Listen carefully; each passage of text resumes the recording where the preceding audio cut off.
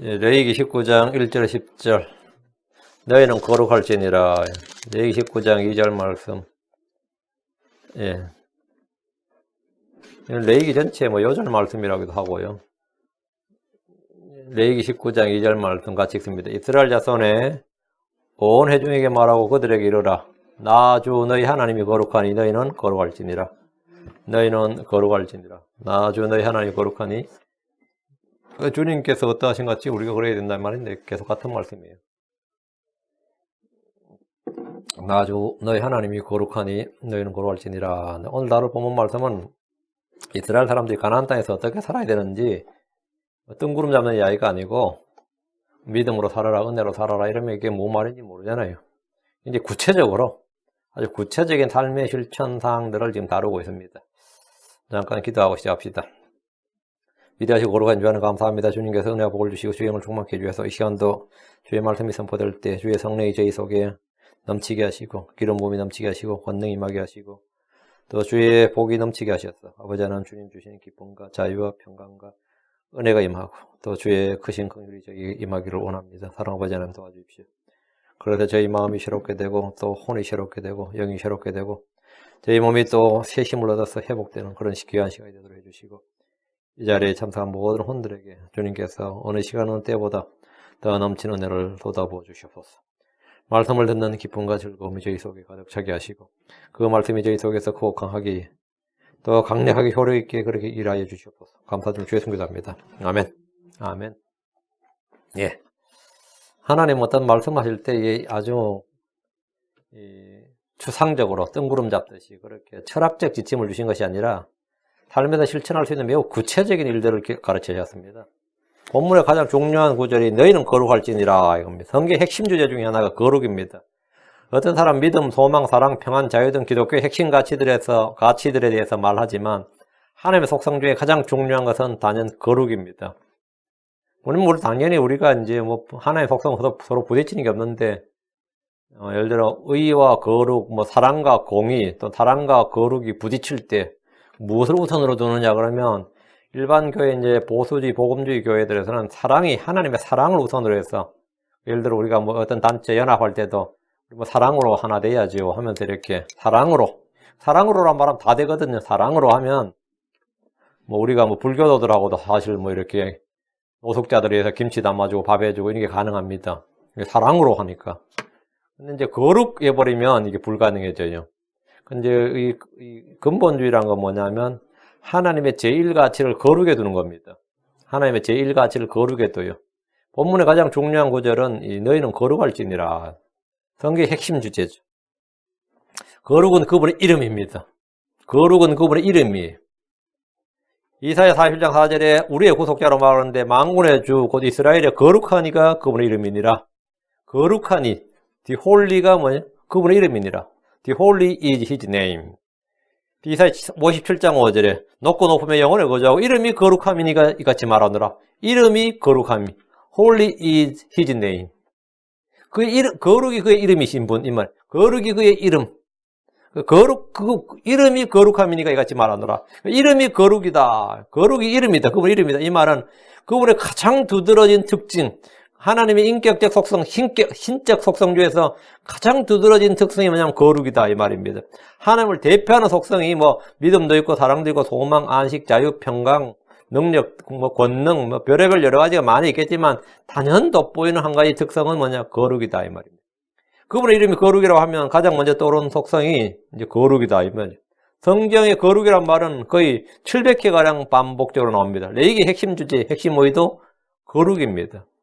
레위기 11장 44절 45절 나는 주 너희 하나님이니라. 그러니 내가 거룩하니 너희도 너희 자신을 거룩히 구별하여 거룩할지어다. 너희는 땅에서 기는 것, 즉 기는 어떤 것으로 인하여 너희 자신을 더럽히지 말지니라. 나는 너희 하나님 데리고 너희 이집트 땅에서 데리고 올라온 주니라. 그런즉 내가 거룩하니 너희도 거룩할지니라. 이 반복이죠. 내가 거룩하니 너희도 거룩할지어다. 계속 절마다 반복이 되고 있단 말이죠. 하나님께서 이스라엘 백성들에게 반복해서 명령 한 가지가 너희는 거룩할지니라 이 말이에요. 이 거룩을 항상 이제 기억해야 되는 게 뭐냐면 하나님께서 우리에게 거룩할지니라 했다. 거룩할지니라 했다 이 말은 우리는 세상과 분리가 되어야 된다. 우리 이교도들과 분리가 돼야 되고 이방민족들과 분리가 돼야 되고 하여튼 분리가 돼야 된다. 왜? 주님께서 그렇게 명하셨다. 뭐 우리가 뭐 성경을 자세히 몰라도 우리가 뭐 성경에 나오는 모든 걸 다 알 수는 없잖아요. 근데 주님이 기본적으로 명령하신 말씀은 뭐냐면 너희는 거룩할지니라 이렇게 말씀하셨다. 레위기 19장 2절에 이스라엘 자손의 영혼을 해주게 말하고 그들이 이르라 나 주 너희 하나님이 거룩하니 너희는 거룩할지어다. 성도란 말은 거룩한 사람, 거룩한 백성이란 말입니다. 그럼 거룩하게 되려면 뭘 해야 됩니까? 자신을 거룩히 구별을 해야 됩니다. 거룩히 구별한다는 말은 뭐 하란 말이죠? 그 말이 뭐예요? 분리한다는 말입니다. 주의 말씀에 따라서 뭔가 구분을 두는 것이 분리입니다. 우리는 크리스천이니까 하면서 분리를 한다 이 말이죠. 생각에서부터 지금 분리를 하는 거예요. 이스라엘은 먹는 음식부터 이방인들과 구분되었습니다. 먹는 게 달랐어요. 먹는 게. 그들이 먹는 거 우리가 못 먹는단 말이죠. 그들은 마음대로 먹는데 우리는 못 먹는다. 먹는 것부터 구분이 됐단 말이죠. 휴식일도 전부 다 일요일 노는데 이스라엘은 토요일이었죠. 안식이라서 노는 날도 구분이 되었습니다. 휴일도 구분이 되었고 이스라엘은 모든 분야에서 이집트나 가나안 사람들의 풍속과는 확연히 구별되고 분리되었는데 이것을 뭐라냐면 거룩이다 이렇게 말합니다. 크리스천들은 세상으로부터 분리되어야 됩니다. 크리스천들은 불신자들과 삶의 가치관이 전혀 다르고 추구하는 목표가 확연히 구별되고 삶의 방식이 완전히 달라야 됩니다. 그게 뭐냐면 거룩입니다. 분리되어야 된다 이거예요. 불교의 성녀들은 머리를 밀어서 자신을 구별합니다. 우리가 주민들 어떻게 알아요? 예, 남자 여자 다 알아요. 예, 비구니도 머리를 미니까 저 중이구나 이게. 정통 유대주의자들 남자들은 항상 머리에 모자를 쓰죠. 그걸 키파라 그러나? 키파라는 걸 씁니다. 그러니까 유대인이구나 이렇게 알 수 있죠. 자, 그래서 자신들 세상에 구별된 걸 보여주려고 합니다. 무슬림 여자들은 얼굴 가린 차도로 복장으로 어디서든 눈에 띕니다. 우리는 머리 모양이나 모자나 옷, 부르카 다 덮어쓰는 거 차도로 등으로 자신을 외적으로 구분한 것이 아니라 우리 개신교인들, 우리 특히 침례교인들은 그렇게 외적으로 자신을 구분하는 것이 아니라 믿음과 사랑과 긍휼과 의를 실행하고 성례의 열매를 통해서 자신을 구별해야 됩니다. 이것이 거룩입니다. 이게 거룩입니다. 하나님 이스라엘에게 율법을 주셨는데 이 법을 지키면 이스라엘은 세상 모든 민족들과 완전히 구별되는 거룩한 백성이 됩니다.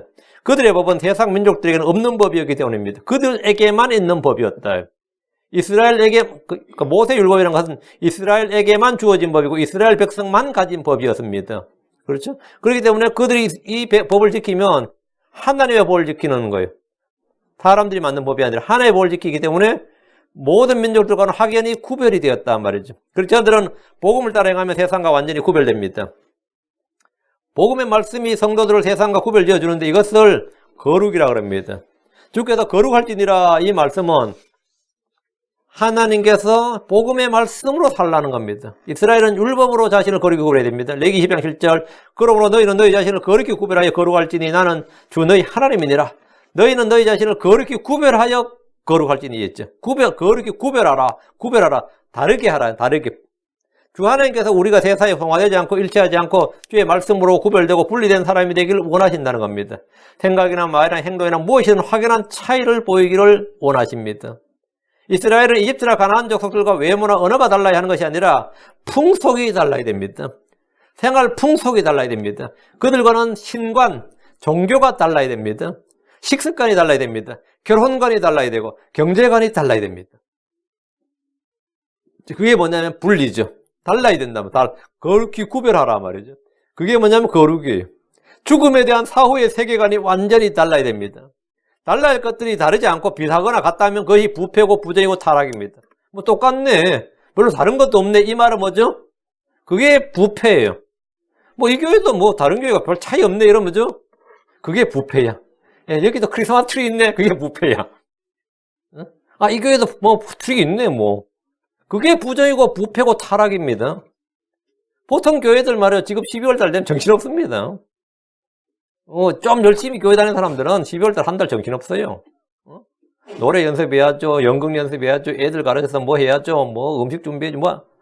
아이고, 제가 예전에 뭐 모를 때는 뭐 한다고 그렇게 했는지, 예? 교회 알록달록하게 꾸며야 되죠. 정신없어요. 지금 우리 교회 어때요? 평안하잖아요. 조용하고 얼마나 좋아. 조용하고 평안하잖아요. 이게 거룩이야. 이게 거룩. 분리돼. 딱 구별돼 있잖아요. 뭐 이게 뭐 없네. 없어야 정상입니다. 없어야 정상. 크리스마스는 그 이교도의 풍습이지 교회에 나온 풍습이 아니에요. 산타클로스는 교회가 뭐 크리스천하고 아무 상관이 없는 겁니다. 산타가 복장을 딱 하고 왔는데 네가 성경에 어디 나오냐 그러니까 산타가 뭐라 그럴 것 같으세요? 그 요한계시록 12장에 나오잖아. 사탄이 온 세상을 속인다고. 그게 나다 그러죠. 사탄이 온 세상을 속인다는 말 그게 나오지 않냐? 나오지 않냐? 그게 나야. 그 교회가 지금 뭐 정신없는 거죠. 정신없는 거지. 그렇게 구별하라 그랬는데 그렇게 구별하라가 아니라 똑같아져 버린 거죠. 불신자들도 집집마다 뭐 하죠? 크리스마스 트리 하죠. 목사집 가도 크리스마스 트리가 있어요. 똑같네. 그럼 내가 크리스마스 트리 있으면, 목사집 크리스마스 트리 있으면, 내가 남의 집 갈 때, 이 집도 크리스천이 내가, 나 교회 안 다니는데요. 그렇지. 아, 이 집은 지붕까지 막 불빛을 밝혀놨네? 나 교회 안 다니는데? 이게 그냥 구분이 안 되는 거예요. 어? 구분이 안 되는 거예요. 하나님은 구분하라, 구분하라. 하나님은 크리스천들을 세상에서 거룩히 구별하셨다면. 그러다 우리는 온갖 종류의 행실에서 그렇게 온갖 종류의 행실에서 거룩해야 됩니다. 베드로 1장 15절에 오직 너희를 부르신 분께서 거룩하신 같이 너희도 온갖 종류의 행실에서 거룩할지니라. 너희를 부르신 분께서 거룩하신 같이 내가 거룩하니 이 말이에요. 너희를 부르신 분께서 하나님께서 내가 거룩하니 너희도 온갖 종류의 행실에서 거룩할지니라. 너희도 거룩할지니라 이 말이 너희도 거룩할지니라. 너희가 온갖 종류의 행실에서 거룩할지니라 이 말이죠. 이 말씀이 딱 매치가 되죠. 거룩은 우리를 하나님의 백성으로 구별하고 특징짓는 본질입니다. 자, 본문을 보겠습니다. 19장 1절. 주께서 모세에게 말씀하여 이르시되 주께서 모세에게 이스라엘에 전할 말씀을 주셨습니다. 이스라엘이 지켜야 할 율법을 전해주신 겁니다. 이들이 가나안 땅에 들어가면 가나안 족속들의 문화와 풍속을 받아들이지 말고 주변 여러 나라나 민족들의 문화를 수입하지 말고 오직 주께서 주신 율법을 그들의 생활 규례로 삼도록 하셨습니다. 참 내가 한국 사람들이 제일 황당했던 게 미국 물 좀 먹고 한국 갔다고 말이죠. 할로윈데이를 수입해가지고 한국에서 할로윈데이를 지키는 애들이 그렇게 늘어난 거예요. 그 백화점 같은 데 할로윈데이 예전에 없었거든요. 근데 언제부터 할로윈데이를 해가지고 팔으면, 그것들은 뭐 장사만 되면 뭐 알라한테도 절하죠. 돈이 된다 그러면 뭘 못해. 그래가지고 뭐 할로윈데이 뭐 한다 그래요. 그 할로윈데이라는 게 뭐예요, 그게? 그 얼마나 그 딱 보면 알잖아요. 얼마나 마귀적이고 그걸 보면 아는 거야. 보면 그 본능적으로 알거든요. 아, 이거 완전 사악하고 마귀적인 날이구나 하는 거를. 근데 그거를 그 풍습이라고 그것도 교회 다니는 사람들이 막 해요. 그게 뭐야? 그걸 우리가 부패고 타락이라 그런 겁니다. 그걸 부패라 그래, 부패. 구분하라면 구분하라. 우리는 성경적 관습, 성경의 성경을 따라야지 세상 풍속이나 문화나 트로디션, 전통을 따른 사람들이 아니단 말이죠. 그걸 구분하라고. 모세는 이집트에서 나서 자랐고 미디안 땅에서 40년을 보냈습니다. 이집트에서 40년, 미디안 땅에서 40년 보냈는데, 그럼 모세는 자신이 듣고 배운 것을 백성들에게 전한 것이 아니고 하나님의 법을 받아서 전해줬어요. 주께서 모세에게 말씀하여 이르시되, 주께서 모세에게 말씀하니까 이건 주의 말씀이다 이 말이죠. 2절.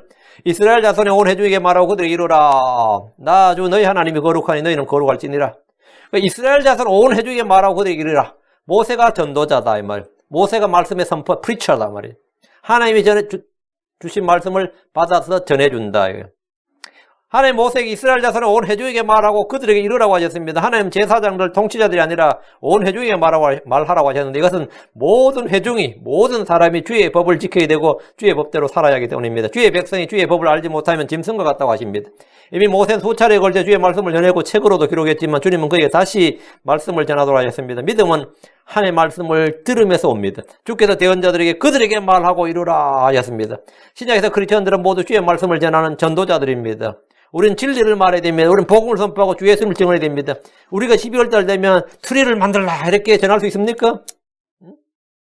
부활절 된다 계란을 삶으라 이럴 수 있냐고. 그게 하나님의 말씀입니까? 아니죠. 당연히 아니라고. 응? 우리는 진리를 말해야 된다. 진리를 말. 그들에게 말하고 이르라. 우리는 뭘 말해야 되냐고요? 하나님의 말씀을 말해야 된단 말이죠. 우리는 복음을 선포하고 주 예수님을 증언해야 됩니다. 그 전에 우리는 주의 말씀을 전하려면 뭐가 있어야 되죠? 들어야지. 주의 말씀을 들어야 됩니다. 주께서 나 주 너희 하나님이 거룩하니 너희는 거룩할지니라. 이걸 이제 전하게 하셨어요. 예수님이 이렇게 기도하셨습니다. 요한복음 17장 11절. 아버지 진리로 그들을 거룩히 구별하옵소서. 아버지 말씀은 진리니이다. 뭘로 우리를 구별하느냐? 하나님께서는 자기 제자들을, 예수님께서 우리 자기 제자들을, 우리 성도를, 크리스천들을 어떻게 구별하냐고요? 아버지의 진리로 그들을 거룩히 구별하옵소서. 아버지의 말씀은 진리이다. 그러니까 하나님의 말씀으로 거룩히 구별하라 이거죠. 그럼 성경대로, 항상 성경대로 하면 그게 뭐죠? 그걸로 이제 구별이 되는 거죠. 우리는 뭐 옷 모양이나 다른 걸로 구분하는 게 아니에요. 아버지의 말씀, 아버지의 진리로 구별한다. 주님은 자신을 거룩히 구별하셨고 우리를 거룩히 구별되게 하셨습니다. 요한복음 17장 19절 또 내가 그들을 위하여 내 자신을 거룩히 구별하오니 이것은 그들도 진리를 통해 거룩히 구별되게 하려 하십니다. 그들도 진리를 통해, 그들도 제자들도 성도들도 진리를 통해 아버지의 말씀은 진리다. 아버지의 말씀을 통해서 거룩히 구별되게 하려 함이니이다. 우리는 주 예수님의 말씀을 통해 시험을 받았고 그 말씀으로, 진리의 말씀으로 태어났고 의롭게 되었고 거룩한 자가 되었습니다. 에베소 5장 26절에 이것은 그분께서 말씀을 통해 물로 씻음으로 교회를 거룩히 구별하고 정결하게 하려 하시며 이스라엘이 스스로 거룩하게 된 것이 아니라 하나님의 부르심, 하나님의 언약으로 거룩한 백성이 되었듯이 우리는 우리 자신의 무슨 행위로 거룩하게 된 것이 아니라 주의 은혜로, 주의 말씀으로, 주의 성령으로 거룩하게 되었습니다. 하나님 우리를 세상에서 불러내어 분리하셨습니다. 우리를 마귀로부터 분리하였습니다. 옛사람의 부패한 행위들로부터 분리하였습니다. 세상의 정욕들로부터 분리하였습니다. 성경 말합니다. 로마 11장 16절에 첫 열매가 거룩하면 덩어리도 거룩하고 뿌리가 거룩하면 가지들도 그러하니라. 예수님이 어떠하심에 따라 우리도 그러하다 이거죠. 첫 열매가 누구죠? 예수님이죠. 죽은 자들의 첫 열매잖아요. 죽은 자를 일어난 첫 열매. 잠든 자들의 첫 열매. 주님은 우리 주 예수를 성령한 첫 열매. 주님 모든 첫 열매다. false fruit이단 말이에요. 우리도 그와 함께 첫 열매다. 첫 열매가 거룩하면 덩어리도 놓고 우리 첫 열매들. 그럼 덩어리도 거룩하고 뿌리가 거룩하면 죄송합니다. 예수님이 모두의 뿌리다 이거. 다윗의 뿌리시고 의의 뿌리시고 모두의 뿌리죠. 예수님 뿌리다. 뿌리가 거룩하면 가지들도 그러하니라. 우리는 예수 그리스도의 가지다. 나는 포도나무 너희는 가지니라. 주님 참포도 트루 바인 너희는 가지니라. 예수님이 어떠하냐에 따라 우리도 그러하다요. 예수님이 거룩하면 우리도 거룩하고 하나님이 거룩하면 예수님이 어떠하심에 따라서 우리도 그러하다. 왜? 우리는 그분 안에 있으니까. 그분 안에 있으니까. 당연한 거죠. 예수님이 거룩하시다는 것이 우리의 거룩함의 근거고 뿌리고 모든 것입니다. 하나님의 성전은 거룩합니다. 우리의 몸은 하나님의 성전으로서 거룩합니다. 우리는 그래서 예수님 안에서 거룩히 구별되었습니다. 그러므로 우리는 온갖 행실에서 거룩해야 됩니다. 하나님의 뜻은 우리가 거룩히 구별되는 것. 이것이 하나님의 뜻입니다. 데살로니가 전서 4장 3절에 하나님의 뜻은 이것이니 곧 너희가 거룩히 구별되는 것이라 너희는 음행을 삼가라. 하나님의 뜻은 이것이니 곧 너희가 거룩히 구별되는 것이니라. 데살로니전서 4장 7절 하나님께서 우리를 부정함에 이르도록 부르지 아니하시고 거룩함에 이르도록 부르셨느니라. 우리를 거룩함에 이르도록 부르셨다. 분리되라 이 말이에요. 하나님께서 온 회중에게 말하라고 한 말씀이 이것입니다. 아이고 사람 크리스천 되고 나서 완전히 변했어. 완전히 딴 사람 됐어. 우리가 완전히 달라졌어. 이게 뭐죠? 그게 분리죠. 그게 거룩이라고요. 뭐 좀 교회 다닌다 그랬는데 뭐 달라진 것도 없어. 이런 뭐죠? 그게 타락이고 부정 부패예요. 그 하나님께서 온 회중에게 하라고 한 말씀이 뭐냐? 모세에게 온 회중에게 하라고 한 말씀이 내가 거룩하니 너희도 거룩할지니라. 이스라엘이 거룩해야 되는 이유는 하나님이 거룩하기 때문입니다. 세상적이고 육신적이고 마귀적인 풍속 그런 생활 방식을 버리고 주 하나님이 말씀한 율법의 규례대로 사는 것이 거룩입니다. 그게 거룩이에요. 많은 이들이 정말 이 거룩에서 너무나 동떨어져 있단 말이죠. 그래서 이 크리스천들이 세상과 분리가 안 되니까 너무나 이게 결합이 되어 있으니까 어떻게 제가 여기를 들어오면서 제가 참 어제 동영상을 하나 봤어요. 그게 뭐냐면 왕갈비 동영상을 봤어요. 왕갈비라고 그러는데 그냥 작은 고기들을 전부 다 식용본드에 붙여가지고 그거를 틀에 집어넣어다 팍 조여가지고 네모 반듯하게 만든 다음에 8시간을 냉동시켜서 그 지분에서 그걸 기계로 다 잘라요. 다음에는 갈비를 따로 해가지고 다 또 식용본드로 붙여. 그게 왕갈비야. 그렇죠. 갈비가 돼지 한 마리 잡아도 갈비가 얼마 안 나오죠. 근데 갈비집은 그렇게 많잖아요. 그 전부 다 갈비를 만든 거도만 그게 전부 다. 그 전부 다 왕갈비를 만들어서 말아서 이제 파는 거예요. 그걸 간을 잔뜩 해가지고 다들 못 알아보게. 간을 진하게 해서. 그게 왕갈비의 신비도만 그게. 왕갈비 탄생의 신비야 그게. 진짜 전부 짝퉁이다 이 말이죠 한마디로만. 근데 오늘날 크리스천들이 대부분 다 비슷합니다. 크리스천들이 말이 크리스천이지만 대부분 다 짝퉁이야. 말이 자기는 크리스천이라고 하지만 대부분 다 붙이고 따 붙여가지고 이렇게 조잡된 이렇게 크리스천이단 말이에요. 그게 크리스천이라고 부른단 말이죠. 자, 주님께서 말씀하시기를 말이야. 자, 오늘 크리스천들이 동일하게 요구되는 생활 방식이 뭐냐면 구약과 이건 똑같아요. 거룩은 베드로전서 1장 15, 16절에 오직 너희를 부르신 분께서 거룩하신 것 같이 너희도 온갖 종류의 행실에서 거룩할지니라. 기록된 바 내가 거룩하니 너희도 거룩하라 하셨느니라. 거룩하라 하셨느니라. 이스라엘은 율법이란 그림자 모형을 통해서 거룩해졌지만 우린 주 예수님과 그분의 말씀을 통해서 거룩해졌습니다. 이건 훨씬 더 뛰어난 겁니다. 우리는 성령님의 새롭게 하심을 통해서 거룩해졌습니다. 자, 3절입니다. 너희 각 사람은 자기 어머니와 아버지를 두려워하고 내 안식일을 지키라. 나는 주 너희 하나님이니라. 10계명에서 5번째 계명이 뭐죠? 내 아버지와 어머니를 공경하라. 그리하면 주 내 하나님 내게 주신 땅에서 내 날들이 길리라. 약속에 있는 첫째 계명이라고 그랬죠. 본문에서 너희 각 사람은 자기 아버지 어머니를 두려워하라. 두려워하라. 얘는 공경하라가 아니라 두려워하라죠. 부모를 공경하고 부모에게 순종하고 부모에게 효성을 보여서 보답하는 걸 배우고 부모를 두려워하라는 것이 우리가 부모에 대해서 받은 하나님의 명령, 부모에 대해서 하나님께 받은 명령이에요. 부모를 공경하고 부모에게 순종하고 부모에게 효성을 보여 보답하고 부모를 두려워하라. 이게 이제 이 네 가지가 부모에 대해 받은 명령이고, 이제 부정적인 명령은 부모를 저주한 자는 반드시 죽이라. 이것도 주의 명령입니다. 부모를 거역하고 저주한 자는 반드시 죽이라. 사형이다 이거예요. 오늘날 선진국 사회주의 복지국가를 천명하는 나라들에서 대부분의 부모를 공경하는 일은 이제 정부에게 맡기죠. 부모를 공경하는 일을 정부에게 맡깁니다.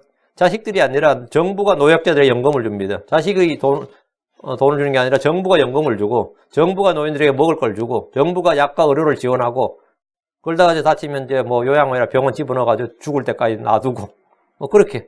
정부가 하죠. 그래서 정부가 효자다 그래요. 정부가 효자다. 응? 근데 성경은 뭐냐면 정부가 해야 되는 게 아니라 너희 각 사람이 해야 된다. 너희 각 사람은 자기 아버지 어머니를 두려워하고 너희 각 사람은 자기 어머니 아버지를 두려워하라 이랬죠. 이것은 대인관계의 가장 기본입니다.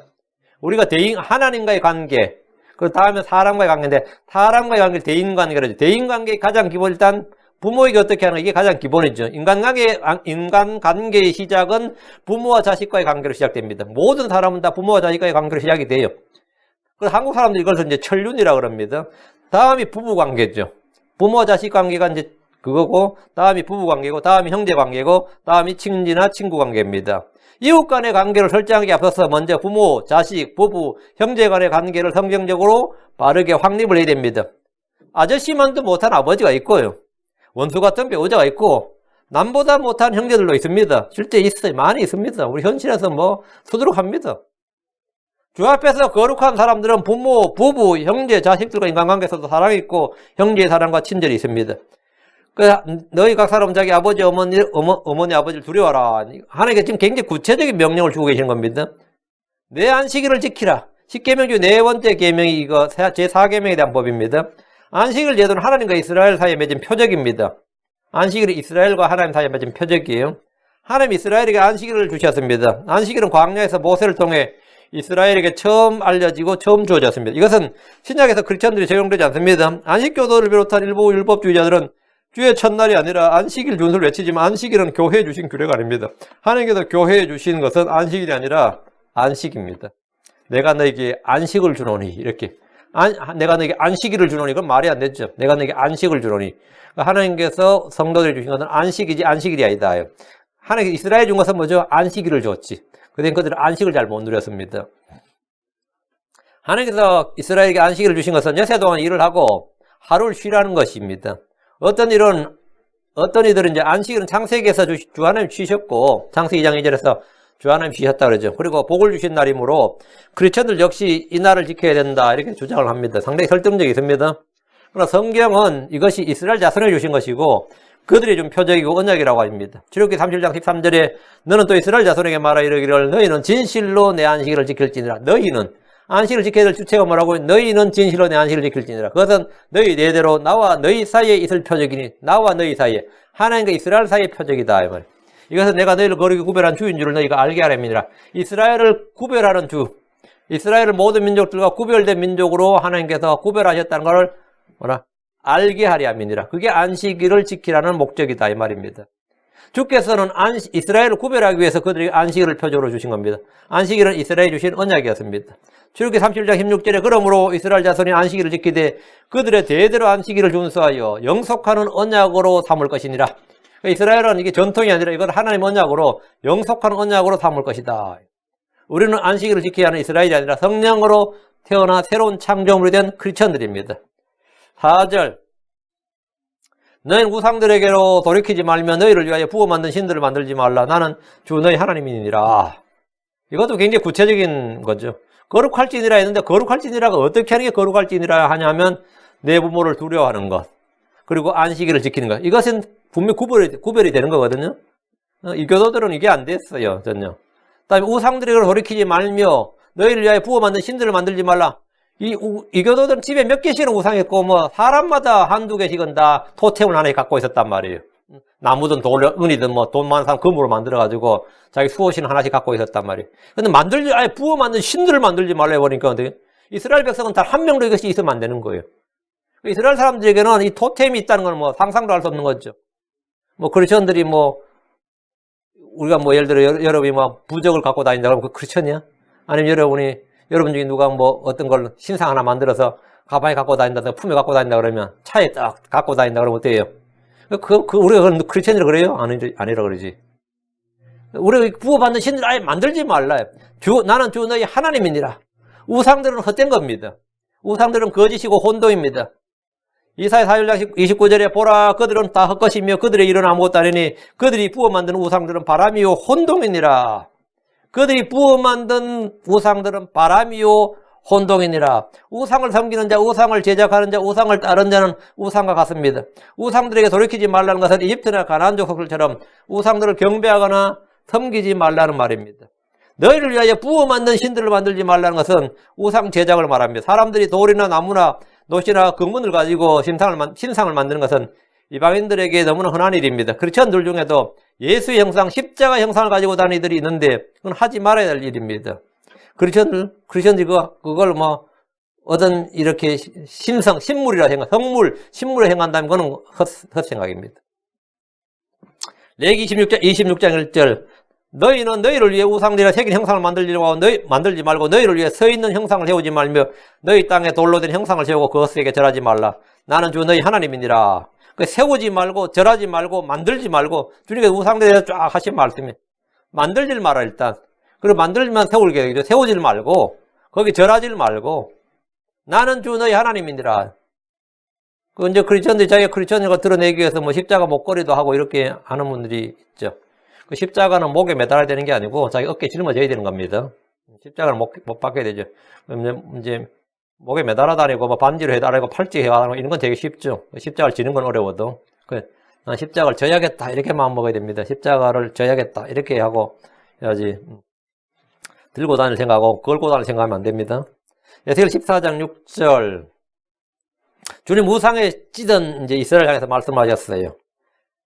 그러므로 이스라엘의 집에게 이르기를 주 하나님이 같이 말하노라. 회개하고 너희 자신을 돌이켜 너희의 우상들을 떠나라. 너희의 모든 가지한 것에 너희 얼굴을 돌리라.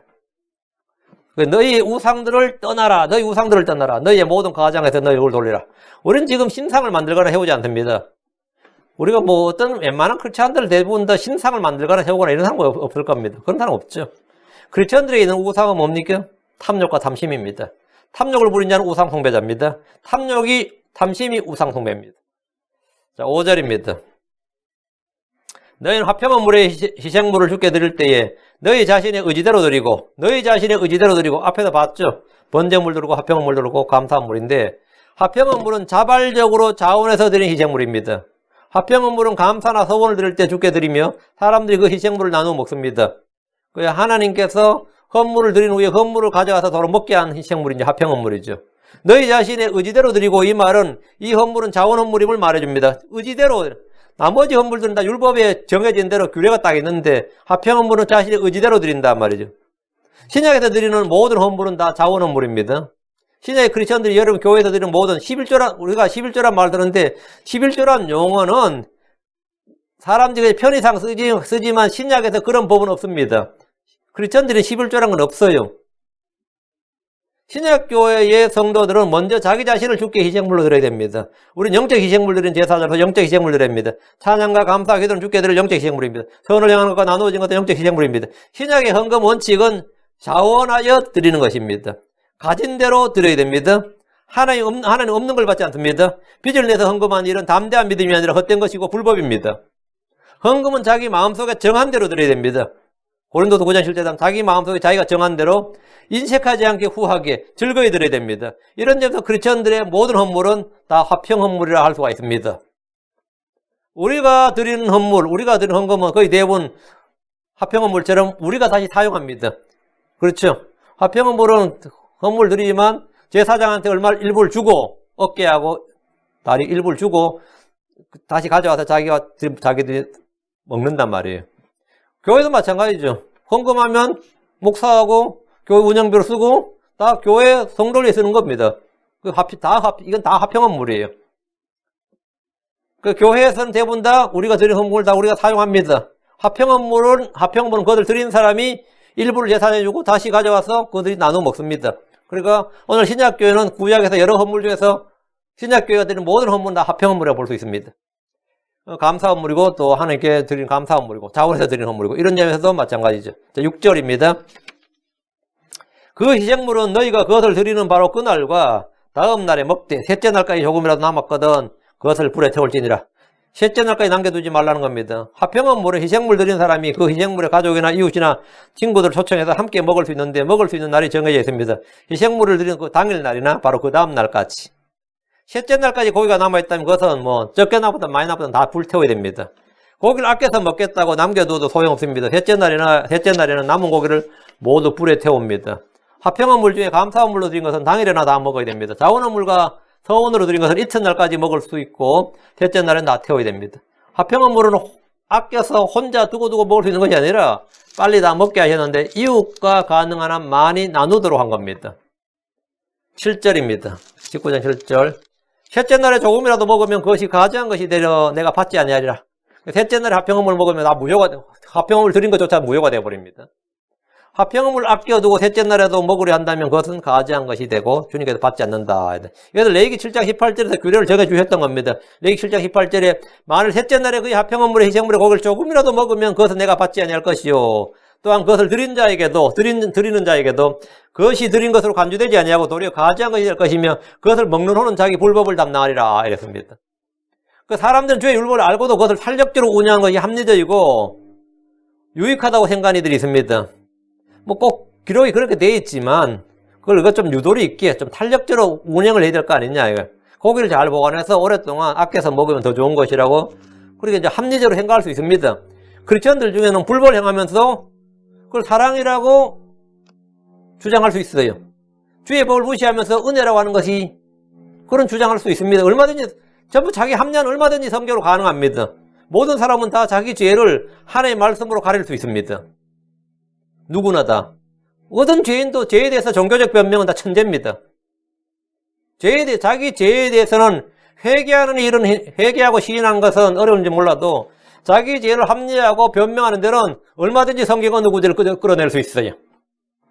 별로 이 성경 모르는 신자들도 성경 어느 구절에서 그런 말씀도 있지 않냐고 이러면서는 딱 인용을 해요. 여러분 그런 경우 많이 보셨죠? 그런 경우를 많이 본 게 아니라 내 자신도 그렇게 많이 성경에 그런 말씀이 있지 않냐고 이러면서는 아주 이 부분에 대해서는 아주 천재들이에요. 딱 나와요. 마이가 입에 말씀을 딱 넣어주나 봐. 딱 넣어준다고. 불법을 행하면서 그게 불법이긴 한데 그게 사랑이지. 사랑으로 받아줘야지. 이런 식으로. 그 세상과의 타협을 뭐라고요? 분명히 타협인데 타협이라고 그러지 않고 절대 그 타협이라고 그럽니까? 지혜롭게 행했다 이러지. 지혜롭게 행했다 그래요. 그래 자신을 합리화합니다. 주께서 셋째 날에 조금이라도 먹으면 그것은 가증한 것이 된다고 하셨고 화평헌물을 드린 자에게도 그것이 드린 것으로 간주되지 않는다고 하셨습니다. 셋째 날에 화평헌물의 희생물을 먹으면 내가 받지 아니하리라고 하셨습니다. 법대로 성경대로 하는 것이 믿음입니다. 사울은 주의 법을 어기고 희생물을 드린 후에 이런저런 핑계를 댔습니다. 우시아는 주의 법을 어기고 분양하려고 손에 향로를 들었습니다. 그들은 불신자들이 아니었습니다. 믿음 좋은 사람이었고 기름 부음 받은 사람들이었습니다. 그들은 나름 선한 의도로 그렇게 했을지 모릅니다. 그러나 그 결과는 엄청났습니다. 사울은 죽게 버림을 받았고 우시아는 이방에 나병이 솟았습니다. 경계하는 자가 법대로 규칙대로 하지 아니하면 상을 받지 못합니다. 디모데후서 2장 5절에 또한 사람이 우승하려고 해서도 적법하게 서지 않으면 관을 얻지 못하며 우리는 무엇이든지 주께서 받으실 만한 것 주께서 받으실 만하게 드려야 됩니다. 8절 그러므로 그것을 먹는 자는 주의 거룩한 것을 더럽힌 것으로 인하여 자기 불법을 담당하리니 그 혼은 자기 백성 가운데서 끊어지리라. 주의 거룩한 것이란 말은 성경에서 주의 이름, 주의 법, 주의 성소, 주께 드려지는 모든 헌물, 주님과 관련된 모든 건 다 거룩한 것입니다. 주에 관련된 모든 게 다 거룩한 것이. 오늘 주의 말씀도 거룩한 것이고 주의 교회도 거룩한 교회죠. 난 주의 성도도 거룩한 사람입니다. 본문에서 화평헌물의 희생물 중에서 피와 기름을 제한 고기를 말하는데 여기서는 여기서 주의 거룩한가 하면 화평헌물의 고기를 말합니다. 셋째 날에 주의 화평헌물의 고기를 먹는 자는 주의 거룩한 것을 더럽힌 것으로 인해서 자기 불법을 담당하게 된다는 겁니다. 그 혼은 자기 백성 가운데 끊어진다는 했는데 죽임을 당하거나 이스라엘 백성에서 쫓겨난다. 이스라엘 백성에서부터 쫓겨난다는 겁니다. 주의 거룩한 것을 더럽힌 자들의 대표적인 사람으로는 엘리 아들들 있죠. 홈리와 비느하스. 그들은 이제 죽게 드린 헌물을 자기들 마음대로 자기들이 먹고 먼저 자기들한테 내놓으라 그러고 이래가지고 어떻게 됐어요? 죽임을 당했습니다. 아론의 아들들이 나답과 아비오는 이상한 불을 들여다 죽임을 당했습니다. 신약에서는 구약 이스라엘처럼 성소나 희생물로 인한 범죄를 짓는 크리스천들은 없습니다. 지을 수가 없지. 왜 성소가 없으니까. 성물도 없고. 다만 주의 만찬에서 주의 몸을 분별하지 못하고 먹고 마시다 병들고 죽은 자들은 많았습니다. 고린도서 11장 29절 30절에 합당하지 않게 먹고 마시는 자는 주의 몸을 분별하지 못하고 자기를 위하여 정죄를 먹고 마시는 자 이런 까닭에 너희 가운데 약한 자 병든 자가 많고 잠자는 자도 많도다. 약한 자 병든 자가 좀 있고 덜어 있고가 아니라 많고 죽은 자도 잠자는 자도 많도다. 죽은 자가 많았다 이 말입니다. 주의 만찬을 분별 없이 그냥 먹고 마시고 이런 건 뭐라고요? 이제 병들기도 하고 잠들기도 하고 이런 말입니다. 신약에서도 실제로 이 몸에 직접적인 징계가 가해졌던 거죠. 구약의 성소에서 짓는 죄에서 끊어진 것처럼 신약에서 끊어지는 죄가 있었다 이 말입니다. 아나니아 삽비라는 물론이고 아나니아 삽비라는 이제 헌금 문제로 그랬고 고린도 교회에서는 이렇게 주의 만찬으로 해서 이랬고 크리스천들에게 있는 재앙은 육신을 따라 살 때 임합니다. 로마서 8장 13절에 너희가 육신을 따라 살면 죽을 것이로되 이건 육신의 사망을 말한 겁니다. 성도들이 음행으로 자기 몸을 더럽히면 주님은 그를 멸하십니다. 고린도전서 3장 17절에 누구든지 하나님 성전을 더럽히면 하나님께서 그를 멸하시리니 하나님 성전은 거룩하며 너희가 곧 그 성전이니라. 그 성도의 몸이 성전이 주의 성령이 가는 전이라 그랬죠. 그 하나님 성전을 더럽히면 뭐라고요? 하나님께서 그를 멸하시리니. 엄청난 말씀이네요. 근데 멀쩡하게 잘 사는 사람들은 다 뭐예요? 멀쩡하게 잘 사는 사람들은 두 가지 중에 하나겠죠. 확실한 긍휼을 입었거나 여기서 아니면 크리스천이 아니거나. 구약처럼 신약에서는 성도들이 자기 죄나 불법으로 인해 끊어지는 일이 적은 것은 맞지만 전혀 없는 것은 아닙니다. 구약에 비해서는 훨씬 적죠. 우리 교회에서 예를 들어 그 사람 끊어졌는데 그런 사람 없잖아 지금. 그렇죠? 그런 사람은 아직 없잖아요. 근데 그렇다고 전혀 없느냐? 그렇지는 않다 이 말입니다. 사도 바울은 사탄에게 넘겨준 예를 두 번이나 기록했습니다. 고린도서 5장 5절, 디모데전서 1장 20절에 사탄에게 넘겨줬다 이거예요. 그런 자를 사탄에게 넘겨주어 음행을 하고 죄를 짓는 자를 사탄에게 넘겨주어 육체를 멸하도록 판단하였으니 육체를 멸하도록 이 뭐죠? 육체를 멸한다. 죽인다 이 말이죠. 육체를 멸하도록 판단하였으니 이것은 영이 주 예수님의 날에 구원받게 하람이니라. 그 사람이 이제 크리스천이니까 주 예수님의 날에 부활하고 그거는 맞아요. 영이 구원받는다고. 그러나 육체는 멸한다. 그리고 이 말은 구약처럼 끊어지는 것도 신약에 있었다 이 말입니다. 이 말은 육신의 죽음에 관한 것입니다. 죄를 짓는 그거는 죽을지니라. 이 말씀은 구약이나 신약이나 마찬가지입니다. 9장 9절 너희가 너희 땅에 수확물을 거둘 때 너는 내 밭에 모퉁이까지 다 거두지 말고 내 수확물 중에 떨어진 이삭도 줍지 말며. 저는 이 9절 10절 읽을 때 이게 진짜 우리나라가 추구해야 될 아니 미국이 추구해야 될 복지제도라. 이게 하나님께서 이스라엘에게 준 복지제도예요. 가난한 자와 가부와 타국인들, 고아들, 아비 없는 자들에게 어떻게 먹고 살 것이냐 이거예요. 쓰레기통을 뒤지느냐? 그게 아니다 이거죠. 그들도 들로 나가는 거예요. 들로 나가. 들에다가 뭐가 있어요? 그 다 거두지 말라고 남은 게 있어. 그리고 이삭을 줍는 거예요. 그리고 그 거지도 뭐라고요? 노동을 해서 물론 자기 밭은 아니지만 노동을 해서 거두도록 한 겁니다. 아, 정말 위대한 복지제죠. 한국은 뭐 청년 복지는 무슨 복지 가지고 거지를 양산하는 복지를 하고 있어요. 미국도 마찬가지고 무슨 푸스탬프를 주고 뭘 주고 하는데 대부분 다 복지가 뭐냐면 거지 양산이에요. 북유럽 국가들도 마찬가지예요. 노동을 하면 손해인 사람도 있어요. 예를 들어서 어떤 작가가, 스웨덴 어떤 작가가 쓴 글을 제가 블로그에서 봤는데, 작가예요, 작가. 근데 그 사람 절필선을 냈어요. 그 절필선은 왜냐면 자기가 버는 돈이 최소 임금보다 약간 더 벌어. 그럴 때 복지 혜택이 하나도 없어. 근데 옆집 사람은 놀고 먹어. 근데 자기하고 차이가 10불 정도밖에 차이가 안 나더래. 자기가 버는 돈하고 옆집 사람이 정부에서 받는 돈하고. 난 10불 정도 기꺼이 포기하고 놀겠다 이거예요. 응? 10불 정도는 기꺼이 포기하고 그 차이 정도는 내가 기꺼이 포기하고 난 차라리 이게 뭐냐면 이 무상복지라 그럽니다. 또는 보편적 복지라 그래요. 이것만큼 사악한 제도가 없습니다. 근데 9절 보면, 9절 10절 보면 하나님께서 이스라엘의 가난한 자들, 그 이스라엘에게 내 이웃을 사랑하라고 했잖아요. 그걸 어떻게 이웃 사랑을 어떻게 하는지를 9절이 보여주는 겁니다. 너희가 너희 땅에 수확물 거둘 때에는 너는 내 밭에 모퉁이까지 다 거두지 말고 내 수확물 중에서 떨어진 이삭도 줍지 말며 이것이 복지야. 이것이 이웃 사랑이라고요. 가난한 자를 위해서 이렇게 하라고요. 9절 10절은 가난한 자, 타국인, 과부나 아버지 없는 자와 같은 경제적 약자들에 대한 배려입니다. 농부가 땅에 수확물 거둘 때 밭에 모퉁이까지 다 거두지 말고 수확물 중에서 떨어진 이삭도 줍지 말라는 것은 이웃 사랑의 구체적인 실천 방법이고 실제로 부자들은 여러분이 보아서 봤죠? 더 많이 떨어뜨려 놓는다고 가져가라고. 더 많이 떨어뜨려 놓고 우리 이웃에 좀 가난한 사람이 많으면 그들 와서 거두고 가라고. 내가 그냥 쌀을 퍼주는 게 아니라 그냥 거둘 때 그냥 뚝뚝 떨어뜨려 놓는단 말이죠. 그럼 그들 가서 거둬가라고. 아주 구체적인 실천 방법인데 오늘날 불우이웃 돕기나 기부금을 통해서 누군가를 위해 도울 수 있습니다. 제가 우리나라 저도 한국 사람이지만 제일 황당했던 게 어떤 부자들 오면 기부 좀 하라고 막 닥달하는 거예요. 지도 1,000원도 안 하면서는 1불도 안 하는 사람들이 남한테 뭐 그렇게 기부하라고 강요를 하는지 몰라요. 기부는 하는 건 자기가 자원해서 하는 거지. 이 한국 사람들이 거지 근성이 말도 못하거든요. 그럼 뭐 도울 수 있어요. 농부들은 첫 열매의 수확의 10분의 1을 11조를 이걸 하나님께 바치는 거죠. 10분의 1을 하나님께 바치는 겁니다. 동시에 가난한 자들 위해서 밭의 일부에 수확물을 남겨두고 떨어진 이삭을 그대로 둠으로써 누군가를 돕는 이웃 사랑을 실천하는 겁니다. 두 가지를 다 동시에 하는 거예요. 가난한 자들은 밭에 나가서 농부들이 남겨놓은 수확물, 떨어진 이삭들을 주워서 먹을 수 있습니다. 밭의 모퉁이라고 하면 일반적으로 밭 전체의 면적의 60분의 1로 규정을 했습니다. 60분의 1을 남겨두라는 거예요. 그건 이제 가난한 자들 위해서. 일사에서 가장 구체적인 이웃 사랑 예가 이겁니다. 이제 이렇게 규정을 안 해두면 이건 이제 제사장들이나 랍비들이 규정을 해준 거예요. 아니면 밭에 모퉁이까지 다 거두지 말고 모퉁이를 사람마다 다 다를 거 아니야. 어떤 사람은 모퉁이 조금만 남겨둘 것이고 어떤 사람은 뭐 모퉁이 사람마다 다 다를 거 아니에요. 그래서 그냥 이제 후대 규례가 정해진 게 60분의 1, 밭의 전체 크기 60분의 1을 베지 말고 남겨두라 이렇게 했습니다. 성계에서 희년제도 하고 안식년과 더불어 7년마다 있는 원금을 탕감해준 안식년, 그리고 수확물의 일부를 거두지 않고 이삭을 줍지 않는 이 일은 가난한 이웃에 대한 사랑을 가장 잘 드러낸 예입니다.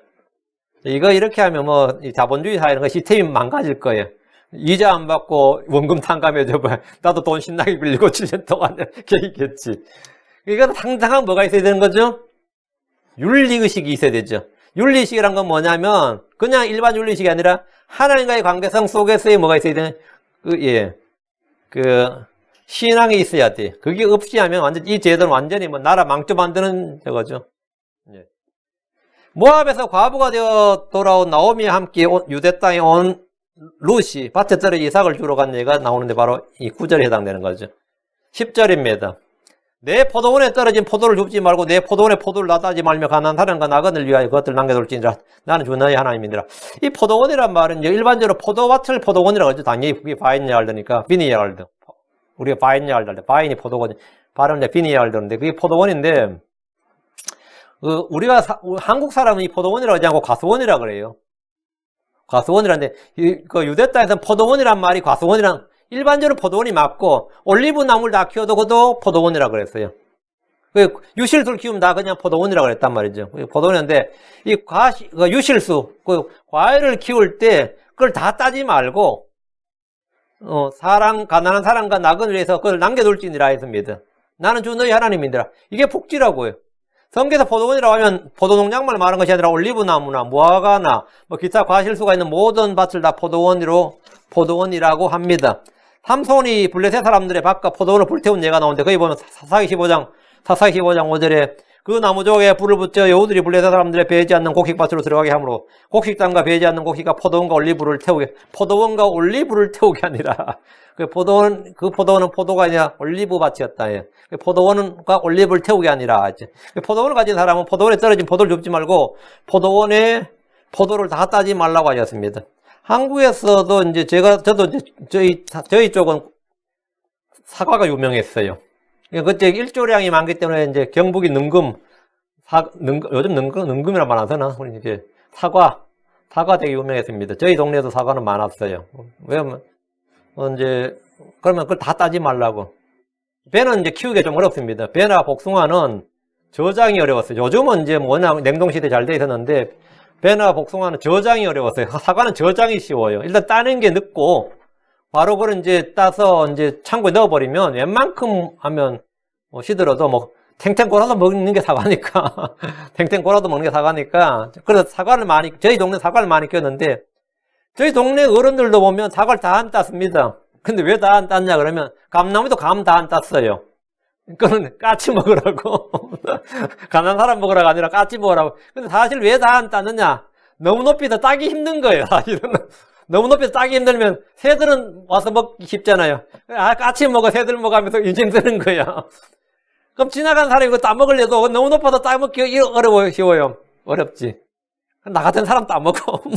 흔들어서 뭘 따먹어. 왜? 없는 사람은, 서너 개 남았단 말이야. 그럼 올라가요. 그래서 나무 흔들어. 그러면, 먹지. 그걸 까치들한테 좀 미안하지. 주인은 까치 주려고 남겨놨는데, 근데 이스라엘은 까치 주려고 새들 위해서 남겨놓은 게 아니단 말이죠. 응? 가난한 사람과 나그네를 위해서 남겨놨다면, 가난한 사람과 나그네를 남겨놨대. 그럼 가난한 자들은 들에 나가서 곡식을 줍고 포도원에서 과일을 얻을 수가 있단 말입니다. 이것도 이제 유대 전승에 따르면 농부들은 과일을 거둘 때 막대기가 자기 키에서 막대기로 딱 떼서 막대기가 닿지 않는 곳은 절대로 거둘지 말 것. 막대기가, 그럼 그 위에 건 전부 다 놔두라는 거예요. 가난한 자와 과부들 타국인의 것이다 이 말이에요. 그리고 나뭇가지를 막 흔들어서 따지 말라. 자기 손이 안 닿으니까 저기 막 흔들면 떨어지잖아요. 그 흔들어서 따지 말 것. 그 말은 손에서 잡히는 것만 따라는 거예요. 그 키에서. 그리고 막대기를 하나 잡고 그렇다고 또 짱대 기사하게 해가지고 막 그렇게 말고 다 따고 말리라 그렇게 말고 그렇게 해서 남겨두라면 상당히 좀 많이 남아요. 그래 되면 저희 같은 옛날에 모르겠는데 요즘 품종 개량이 많이 돼서 사과나무 하나에서 몇 개짜리 진짜 괴짝으로요, 박스로 몇 개가 열린지 모릅니다. 상자가 정말 엄청나게 열려요. 그러면 그거 다 따고 위에 거 남겨두면 사람들이 먹을 수 있는 거죠. 그 규칙이 그랬답니다. 막대기가 닿지 않는 곳에 열매는 따지 않고 나무가지를 흔들어서 따지 말라. 나무가지를 흔들어서 높은 곳에 있는 것까지 모두 떨어지게 하지 않았는데 이건 율법에 나오는 겁니다. 수확을 거둔 다음에는 다시 나무를 살피러 가지 않습니다. 내가 덜 땄는데 가서 다시 야무지게 다 따고 와야지. 그렇게 하지 않는다. 실수로 어떤 나무에서 열매를 덜 거뒀다면 따다 말았어. 따다 보니까 따다 말았고 나무 크잖아요. 그럼 저쪽 편에 안 땄단 말이죠. 그럼 덜 땄어. 그러면 거기서 스탑이야. 더 따면 안 돼. 밭에서 수확한 것을 깜빡 잊고 단을 두고 왔단 말이야. 내가 곡식을 거둬 단을 했는데 집에 올 때 단을 10단을 거뒀는데 8단만 지게 지고 왔다. 리어카게 끌고 왔다. 이러면 세 보니까 분명히 내가 들에서 10단 했는데 집에 와보니까 단이 부족해. 다시 들로 나가지 말라 해. 그 단은 그대로 가난한 자와 과부의 것이. 다시 찾아와는 남은 것은 다 자기 이웃에게 준 것으로 봤습니다. 야, 이거 엄청난 이야기입니다. 그러면 이제 가난한 자들 어때요? 그날만 기다리는 거죠. 누구 집 수확하는 날이다 그러면 그날 자기도 수확하는 날이야. 그 사람도 수확하는 날이야. 오늘 누구 집 김씨네 수확하는 날이다 그러면 나도 그 밭에 수확을 하는데 이 한국의 장로교인들은 이 구약과 신약의 개념이 없잖아요, 실제로. 그러다 보니까 이걸 구약의 안식일을 신약의 이제 주일로 생각하고 구약의 11절 신약의 헌금으로 생각하고 다 그렇게 하잖아요. 구약의 레이기 그거를 이제 신약의 목사로 생각하고 이런 식의 해석이 많았습니다. 그래가지고 저희 동네에도 이제 옆에 봉황교회라고 큰 교회가 있었어요. 시골 교회에서 큰 교회라고 하는데 그 동네 사람은 100% 다 크리스천이었습니다. 거기가 이제 산이라서, 동네가 산이었기 때문에 전부 다 과일이었어요.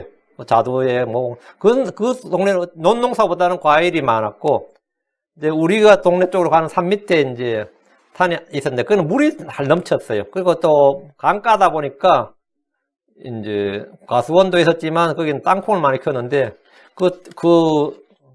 복길이 아버지, 그 장로님께서는 땅콩을 빼고 절대로 다시 갈질 않았어. 그날은요, 우리 동네 사람들, 애들까지 다 동원해서 그 땅콩밭에 가서 땅콩인데 전부 다 몇 대씩 갖고 와요.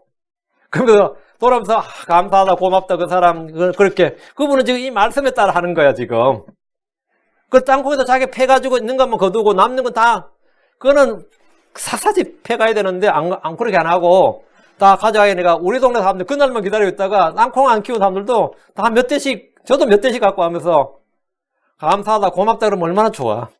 미친놈 등신하면서 와요. 거두오면서 미친놈 등신. 이게 뭔 소리야 지금. 고맙다 감사해야지.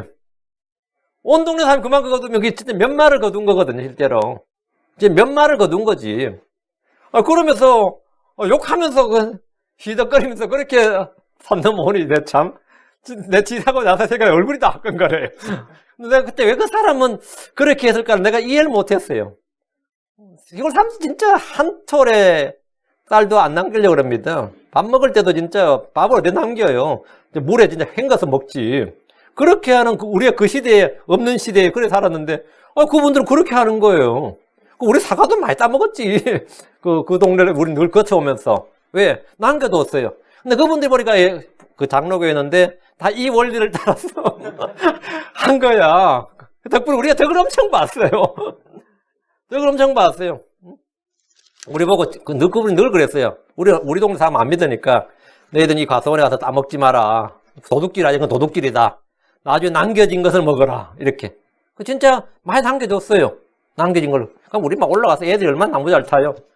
개고 다 따먹고 말지. 학교 갔다 오고 하면서. 그러는데 주님은 농부가 밭에서 수확할 때 어떻게 해야 되는지 구체적으로 알려주셨는데 신명기 24장 19절 21절. 요즘은 뭐 그런 크리스천들도 드물 겁니다. 그거 참 순박한 크리스천들이었죠. 신명기 24장 19절 21절. 내가 내 밭에서 수확물을 벨 때 곡식단 하나를 밭에서 잊어버렸거든. 집에서 세보니까 이 단이 하나 부족하네 말이에요. 다시 가서 그것을 가져오지 말라. 다시 밭으로 가서 가져오지 말라고요. 그러면 지금 가난한 데는 뭐 횡재한 거예요. 횡재한 거죠. 단을 하나 그냥 통째로 얻은 거니까. 그것은 나그네와 아버지 없는 과부를 위한 것이 되리라. 그리하면 주 내 하나님께서 내 손에 모든 일에서 내게 복을 주시리라. 그 단 하나 잃어버렸다고 아까워하지 말라고요. 복을 주신다고. 내가 내 올리브 나무를 뜬 뒤에 그 가지를 다시 살피러 가지 말라. 내가 좀 덜 남은 거 덜 땄는데 그러지 말라는 거예요. 그래서 나그네와 아버지 없는 자와 가부를 위한 것이니라. 내가 내 포도원에 포도를 거둔 뒤에 나중에 그 남은 것을 주워 모으지 말라. 그래서 나그네와 아버지 없는 자와 가부를 위한 것이니라. 이렇게 돼 있죠 말씀이. 이제 이 말씀에 따라 그분들이 농사를 지었다가 우리가 덕을 많이 봤죠. 우리가 덕을 많이 봤죠. 그래서 이스라엘이 이렇게 했는데 이것이 뭐냐? 복지다 말이죠. 가난한 자에 대한 배려고, 이건 확실한 복지 정책입니다. 그들도 같이 일하는 거예요. 그리고 거기에다 감사를 갖고 있는 거죠. 땅을 가진 농부들이 이렇게 하면 가난한 자들이 쓰레기통을 뒤질 일이 없고, 들에 나가서 남은 것을 거두면 됩니다. 가난한 자는 구걸하는 대신에 자신의 손으로 남은 것을 거두는 수고를 통해서 무언가를 얻게 했습니다. 한국에도 이게 이 서울시장으로 이명박씨가 서울시장 할 때는요, 이 노숙자들한테 너희들이 1,000만 원을 모으라 그랬어요. 서울시장이. 놀고 먹을 생각하지 말고 일당 노가다를 하든지 뭐 쓰레기를 줍든지 1,000만 원을 모으면 서울시에서 1,000만 원을 대겠다. 그리고 너희에게 이 복지 혜택을 주겠다. 그러다 공공임대주택을 우선서 주겠다. 이런 식으로 했어요. 그래서 뭐 우리 일자리 없습니다. 그러면 일자리를 알선해주고 일을 무조건 시켰어요. 그 하루에 5만 원씩이나 모아도 보니까 이 사람들이 일하는 걸 알게 된 거예요. 일해서 돈 버는 걸 알게 되고, 어떻게 어가지고 1,000만 원 모으면 서울시에서 1,000만 원 줘가지고 2,000만 원 준 거예요. 목돈이 되는 거죠. 그래서 그 사람들을 자립을 시켰는데 엄청나게 많이 했습니다. 근데 그 다음에 이상한 시장이 돼가지고는 뭐 셀폰을 무료로 주고 지금 뭘 무료로 하는데 일을 하지 무조건 공짜로 주는 거예요, 지금은. 그러니까 그 사람들은 이 빗자루 잡고 쓸어보지 못하는 거예요. 그걸 복지라고 뭐 인간답게 살걸 이런데 무조건 일을 지켜야 됩니다. 일거리가 없으면 빗자를 잡고 도를 쓰는 일이더라도 쓸게 하고 휴지를 줍게 하더라도 한 다음에 줘야 돼요. 한 다음에 돈 줘야. 그러니까 한 푼이라도 벌어라 이거야. 아니면 시골 가서 고추를 따오든지 제주도 감귤 농장에 가서 감귤을 따오든지 그렇게 하라 이거예요. 근데 그게 전부 다 지금 인력이 부족해가 난리도 아닙니다. 그걸 해오면 내가 거기에 맞춰서 우리가 복지 쿠폰을 주겠다 이거예요. 그렇게 해서 그 사람들이 일을 할 수 있게 한 거예요. 일을 하다 보면 사람들이 뭐 된 거죠? 일을 하면 되는구나. 이게 돼요. 그게 안 되면 계속해서 거지 근성이 날로 되가 놓여야 되는 거죠. 놓여야 되는 거죠. 그 이스라엘은 그렇게 해서 이 가난한 자들이 뭐냐면 그냥 곡식 땅을 주고 그냥 포도를 주고 올리브를 따서 준 게 아니라 남은 거 가져가라 이거예요. 그래서 함께 공존하게 했습니다. 함께 공존하게 했는데 땅을 가진 농부들이 이렇게 하면 가난한 자들이 이제 같이 일을 해서 뭐 일을 한다 그래봐 줍는 거지만 그래 은혜로 이제 살게 한 거죠. 가난한 자는 구걸하는 대신에 자신의 손으로 남은 것을 거두는 수고를 통해서 얻게 했습니다. 이것은 오늘날 가난한 자를 위한 가장 뛰어난 복지 정책이. 그리고 가진 사람들은 가장 뛰어난 뭐냐? 이웃사랑이에요. 이웃사랑이라고. 정부는 무상복지를 해주는 대신에 성경이 말한 이런 복지를 해야 됩니다. 공공노동을 하든지 들에서 노동력을 제공하든지 일거리가 전혀 없으면 거리에서 청소를 시키더라도 뭔가 일을 한 뒤에 심지어 뭐 학교 앞에 가서 애들 길 걷는 거 돕게 하든지 빨간 조끼 입고 말이죠. 도로에 밖에 있는 거 차선 밖에 있는 거 쓰레기를 줍게 하든지 말이죠. 갯벌에 나와서 뭘 줍게 하든지 뭘 해도 일을 시켜야 돼. 거기서 하고 나서 그에 대한 싹스를 받게 하는 거예요. 이게 진짜 복지입니다. 오늘 장사하는 사람들이 나무빵과 음료나 음식을 모두 버린 대신에 나누어 준다면 거지는 남의 쓰레기통을 뒤지지 않아도 됩니다. 오늘 지금 미국에는 버리는 음식의 양이 제3세계 국가들의 생산량보다 많습니다. 버리는 음식의 양이 실제로. 저는 이건 미국에서 지금 현재도 쓰레기통을 뒤지는 사람을 여러 번 자주 봅니다. 근데 저는 상당히 그 사람들에 대해서 높이 봐요. 저희는 개인 쓰레기통이 아니라 공동 쓰레기통이거든요. 크죠? 저희 주택이 아파트는 그런 곳이니까. 그럼 쓰레기통이 제 키보다 키 크기더라고요. 쓰레기통 크기가. 근데 거기 두 사람이 말이죠. 그거 올려놓고 그 안에 들어가가지고 그걸 다 뒤지더라고. 와, 난 놀랐어요. 근데 그게 자주 있는 일이야. 우리 쪽에 나오는 게 좀 있나 봐. 왜? 근데 보통 사람 쓰레기통 안 뒤지면 쓰레기통 뒤지면 상당히 근면한 사람입니다. 난 쓰레기통 뒤져서 그 플라스틱 줍고 줍고 한 사람들은 난 상당히 존경스럽게 봐요. 난 그 사람들한테는 난 상당한 그거를 해서 내가 애틋한 마음으로 울려서 모아놓은 쓰레기를 주로 주지. 그러다 욕 한번 지식이 욕 먹고 한번 난 줘요. 그러면 그 사람들은 안타깝게 보는 것도 있지만 상당히 저는 그 사람들에 대해서는 저는 보통 다 그냥 서 있잖아요. 쓰레기통 뒤지는 건 상당히 일하는 사람이에요. 난 그런 사람들 막 도와줘. 그래가지고 우리 물 사 먹으면 빈통 있잖아요. 그거 다 그 돈입니다. 그것도. 근데 우리가 가져가면요. 무게에 따라서 그냥 하니까 되게 많이 가져갔다는 이 돈이. 나 이거 몇 불 받을 줄 알았는데 가져가 보면 이게 돈이 얼마 안 돼요. 지들 세기 싫으니까 그냥 무게에 따라서 그냥 대충 해버리거든요. 그럴 줄 알았는데 내가 물이라도 잔뜩 담아서 갈 걸 말이죠. 물통에 무게 나가게. 아니, 세지도 않더라고, 내가 보니까.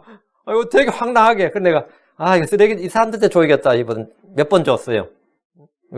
지금 최근에 보면 얼마 전에 또, 이번에 휴일이었잖아요. 그죠? 연휴였는데, 그러니까 이 쓰레기 차가 안 왔어요. 그 쓰레기가 막 넘치죠? 근데 사람이 부슬부슬하게 그 안에서 내가 쓰레기 버리고 얼마나 놀랐겠어요. 그건 나보고 달래게 자기가 넣어준다고. 아이고, 내가 놀라가지고. 내가 그 사람들 딱 보는데 내가, 아이고, 안타깝다. 그게 아니라, 야, 정말 이런 날에 이렇게 일을 하는구나, 이 사람이. 넌 정말 훌륭한 사람이다. 넌 진짜 훌륭한 사람이다. 이런 사람 진짜 지정해서, 진짜 정부에서 1+1 해줘야 되는데. 일만큼, 이 사람이 가져온 돈만큼 정부에서 쿠폰을 주고 이렇게 하면 다 일을 하죠. 무슨 일을 하더라도. 근데 이스라엘 복지 혜택이 이랬습니다. 이스라엘이. 아주 하나님께서는 진짜, 제가 이 구절을 보면서 정말, 야, 이거는 대단하다. 훌륭하다. 사실 복지 혜택은 아무리 넉넉하게 퍼줘도 가난한 자는 없어지지 않습니다. 주님 오시는 그날까지 가난한 자는 세상에서 없어지지 않습니다. 그나마 쓰레기통을 지지는 사람들은 근로 의욕이라도 있고 의지라도 있는 사람들입니다. 하나님 이스라엘 시민들에게 그 땅에 가난한 자가 없을 때까지 이런 일을 하라 했어요. 언제까지 일을 한다고요? 가난한 자가 없을 때까지. 그럼 우리가 얼마나 손해냐? 걱정하지 마라. 하나님께서 뭐라고요? 그건 하나님께 빌려드린 것이고 하나님께서 갚아주신다. 내가 그냥 떼이는 것 같아도 떼이는 게 아니다. 그건 하나님께 빌려드린 것이다. 하나님께서 내 하는 모든 일에 복을 주시라. 하나님께서 복을 주시면 더 많이 선을 베풀 수 있는 거예요. 그럼 선을 베풀면 그게 의가 되는 거죠. 널리 또 의를 뿌리는 일이단 말이에요. 그건 의를 뿌리는 일이에요. 그건 하나님께서 그의 의는 영원히 있습니다. 영원히 있다고 그랬습니다.